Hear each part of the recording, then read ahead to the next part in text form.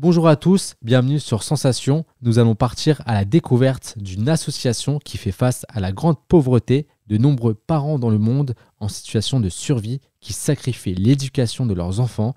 Des millions d'enfants ne vont ni à la crèche ou à l'école. Je suis aujourd'hui avec Véronique Jane Treyer, la directrice de l'association Planète Enfants et Développement, pour nous en parler. Bonjour à vous. Bonjour, merci de me recevoir.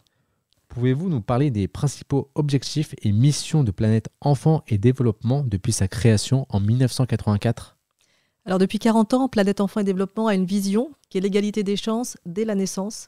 Et pour ça, nos objectifs, c'est vraiment d'offrir aux enfants un environnement qui les protège, qui les éduque et qui les intègre. Et ça, dès la naissance.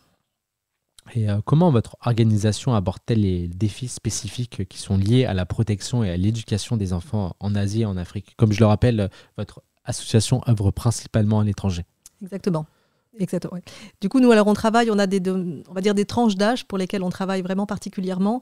Quand on parle de dès la naissance, ça veut dire qu'on va travailler pour les enfants qui sont à partir de 0 ans, enfin qui viennent de naître. Et on est sur la tranche d'âge 0-6 ans, ce qu'on appelle la petite enfance. Donc puisqu'en fait, toutes les études scientifiques ont montré que l'investissement dans la petite enfance était le plus rentable pour le développement d'un pays. Et on sait aussi que tout se joue dans les premières années de l'enfant, ses apprentissages, sa croissance, etc. Donc en fait, c'est vraiment là qu'il faut intervenir pour lui donner toutes les chances d'avoir un bon développement et de pouvoir sortir, pour des enfants qui sont très vulnérables, sortir de la pauvreté. Donc on va travailler pour cette tranche d'âge-là. On travaille aussi après beaucoup pour les enfants qui sont âgés de 12 à 20 ans, on va dire, des enfants qui sont extrêmement vulnérables, victimes de trafic, d'exploitation. Justement, comment travaillez-vous avec les enfants ? Est-ce qu'il y a des programmes spécifiques ou des actions spécifiques pour les enfants ? On a des actions spécifiques. Alors nous, on ne travaille pas directement pour les enfants, mais on va travailler dans l'environnement, pour l'environnement des enfants. Donc en particulier, évidemment, la famille, puisque l'enfant a bien sûr une famille et donc c'est le premier vecteur, on va dire, de développement de l'enfant. Donc on travaille beaucoup avec les familles, avec des activités de soutien à la parentalité pour aider les parents à mieux connaître le développement de l'enfant et avoir des pratiques éducatives qui sont plus propices au bon développement de l'enfant. Et on travaille évidemment aussi beaucoup avec les services d'éducation, notamment donc les crèches pour les 0-3 ans et les écoles préscolaires pour les petits qui vont à la maternelle.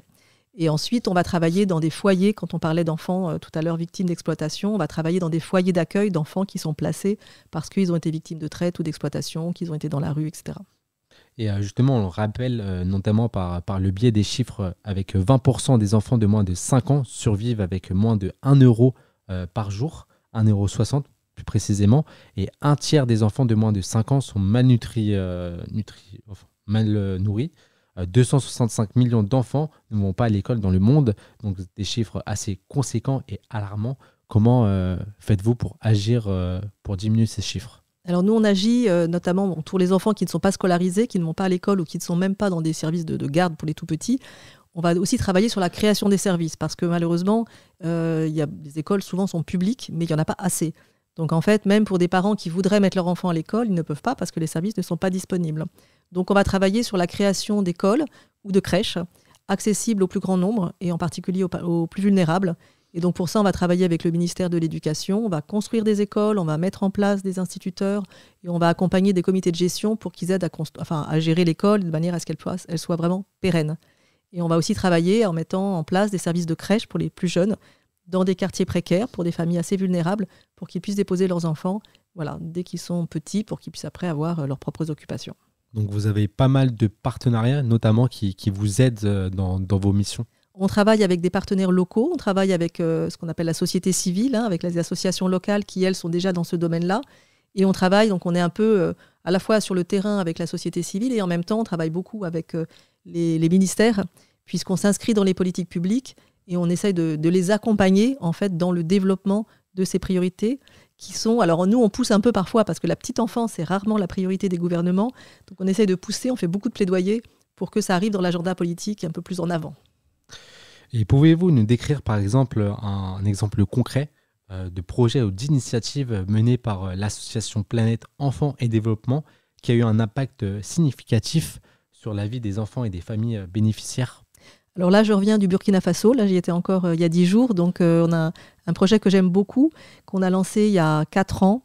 En fait, au Burkina, il y a très peu de crèches ou des crèches privées qui sont très chères. Et donc, dans les quartiers vulnérables, en fait, il n'y a pas de service de garde. Et maintenant, les mamans travaillent. Les familles, souvent, sont la maman, enfin la grand-mère est restée au village. Il n'y a pas forcément les structures traditionnelles pour garder les enfants comme autrefois. Et les parents ont aussi envie, pour sentir leur enfant en sécurité, d'avoir quelque chose de plus professionnel. Donc, avec le ministère de la formation professionnelle et de l'action sociale, qui est en charge de la famille, on a créé la première formation d'assistante maternelle, qui est une formation certifiante. On a formé 300 femmes à ce métier-là. Et ces femmes, ensuite, celles qui étaient volontaires, on les a aidées à créer une petite crèche, une micro-crèche, soit dans leur maison, soit elles ont loué un petit local, soit elles se sont mises à plusieurs et parfois la commune leur prête aussi un espace. Et elles ont pu accueillir comme ça les enfants des femmes du quartier. Ce qui a permis aux femmes d'aller travailler, de gagner, donc d'avoir des revenus, chose qu'elles n'avaient pas avant, ou à des jeunes femmes, souvent les jeunes femmes ont des enfants très tôt au Burkina Faso, de continuer leurs études parce qu'elles ont pu déposer leur enfant et continuer leurs études ou continuer leur formation professionnelle. Est-ce que justement dans certains pays, vu que l'association travaille avec pas mal de pays, intervient dans certains pays, l'accès à l'emploi pour les femmes est encore... Ça progresse, mais en fait l'obstacle principal, effectivement, c'est la garde des enfants.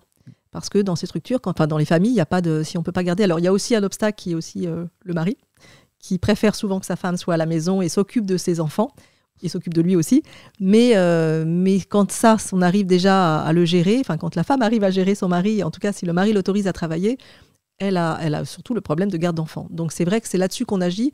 Donc il y a une espèce de cercle vertueux qui fait que à la fois la femme peut laisser son enfant aller travailler et du coup être autonome financièrement, ce qui est effectivement aussi très important pour l'émancipation des femmes. Et en même temps, l'enfant d'être protégé, puisque sinon, alors la femme, elle peut l'emmener aussi sur son lieu de travail. Si elle travaille au marché, elle va le mettre dans un couffin par terre à ses pieds. Donc, on sait que pour les enfants, ce n'est pas de bonnes conditions de développement. Donc là, il est gardé par des femmes qui ont été formées, qui sont suivies, et dans un espace qui est sécurisé, qui leur est vraiment réservé. Au-delà des projets qui concernent les femmes, est-ce que vous avez d'autres projets à long terme ? On a des projets de lutte contre la violence sur les enfants. Donc des projets aussi pour prendre en charge les enfants qui sont victimes de traite, d'exploitation, donc plutôt des adolescents, les aider aussi à se réintégrer dans la société, à trouver une formation professionnelle. Et on essaye de travailler en amont pour prévenir aussi, parce qu'il y a des formes d'exploitation qui sont très banales, comme de demander à son fils de 10 ans de ne pas aller à l'école pour aller travailler avec les parents pour gagner un peu plus d'argent. Et donc on fait un gros travail avec les familles pour aussi les aider à les convaincre de mettre leur enfant à l'école, tout en trouvant un équilibre financier avec peut-être d'autres activités génératrices de revenus. Avec justement toutes vos interventions, comment vous mesurez l'efficacité et l'impact de vos interventions sur le terrain ? Quels sont les critères que vous utilisez pour évaluer le succès de vos projets ? Oui, alors c'est pas toujours très facile, mais effectivement, on essaie vraiment de le faire le plus sérieusement possible. Bon, un critère, déjà quelque chose de très simple, c'est de compter le nombre de personnes qu'on arrive à toucher. Ça permet aussi de voir si on arrive à toucher 3 familles ou 100 000 familles. Nous, aujourd'hui, à peu près chaque année, on touche à peu près entre 15 000 et 20 000 personnes, ce qu'on appelle nos bénéficiaires. Et à peu près la moitié étant des enfants. Voilà, ça c'est déjà un indicateur pour nous qui est important. Ensuite, on mesure, par exemple, quand je parlais tout à l'heure de services de mini-crèches, on va calculer le nombre de crèches qu'on a aidé à créer, qu'on a soutenu. On va voir le nombre d'enfants qu'elles accueillent. On va ensuite voir comment ces enfants se développent. Quand on fait des activités de soutien à la parentalité, on a des tests pour vérifier, mesurer, on va dire, les connaissances, la progression des connaissances des parents. Donc au début, on leur pose un petit questionnaire pour savoir qu'est-ce qu'ils connaissent de tel et tel domaine, et ensuite de voir si finalement ils ont appris, qu'est-ce qui a changé dans leur manière d'éduquer leur enfant. Donc on a beaucoup d'indicateurs en fait pour suivre tout ça. Parmi vos nombreuses causes, vous luttez aussi contre la protection de l'enfance, notamment contre les violences. Comment vous faites pour créer un environnement qui est stable et sécurisé pour leur développement ? Alors, on travaille beaucoup avec la famille parce qu'en fait, le facteur principal d'échec pour un enfant ou de quitter le domicile ou de partir dans la rue, etc., ça va être vraiment la structure familiale. Donc, on travaille beaucoup avec la famille et on fait du travail social. On fait avec nos partenaires locaux, on a des animateurs qui sont formés à accompagner les familles. Donc, c'est ce qu'on appelle une méthodologie d'accompagnement familial pour aider la famille. Alors, souvent, on travaille avec la maman, c'est notre interlocutrice principale, à identifier quelles sont ses difficultés. Et ensuite, on va faire une sorte de plan d'action avec elle sur 6 mois. Et ça va être par une sorte de coaching avec la maman pour voir quelles sont les difficultés et comment est-ce qu'elle peut les résoudre en utilisant les services dans son environnement. Et si on arrive à avoir une structure familiale qui est déjà apaisée, on va dire, avec moins de violence, enfin même sans violence dans l'idéal, c'est ce qu'on cherche, avec un minimum de revenus, déjà, ça maintient l'enfant dans sa famille et ça le protège.